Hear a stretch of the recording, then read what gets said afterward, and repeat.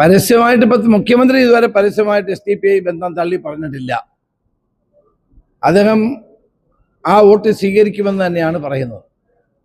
അവിടെയാണ് അഭിമന്യുവിൻ്റെ കാര്യവും കൈവെട്ട് കേസും ഒക്കെ ജനങ്ങളുടെ മുമ്പിൽ തെളിഞ്ഞു വരുന്നത്.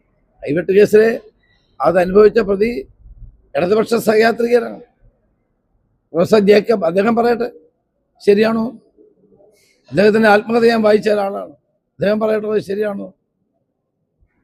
അപ്പൊ ഇന്ന് കേരളത്തിൽ ഭരണം ഉറപ്പിക്കാൻ വേണ്ടി SDPIയും PDPയും അടക്കമുള്ള എല്ലാ തീവ്ര സംഘടനകളുമായി കൈകോർത്ത് പിടിക്കാൻ ഒരു മടിയും അവർക്കില്ല. ഒരു ഭാഗത്ത് അതാണ് BJPയുമായിട്ട് കൈകോർത്ത് പിടിക്കുക.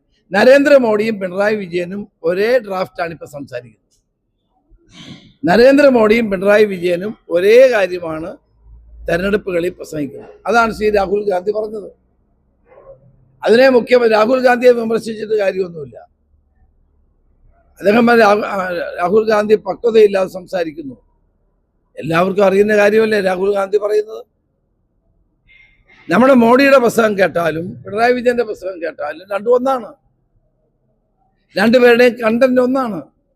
രണ്ടുപേരുടെയും ലക്ഷ്യം ഒന്നാണ്. അപ്പോൾ കോൺഗ്രസിനെ വീണ്ടും അധികാരത്തിൽ കൊണ്ടുവരാതിരിക്കാൻ എല്ലാ തരത്തിലുള്ള തീവ്രവാദ സംഘടനകളെയും വർഗീയ സംഘടനകളെയും കൂട്ടുപിടിക്കാനുള്ള ഇവരുടെ നീക്കം ഇവർക്ക് തിരിച്ചടി നൽകും.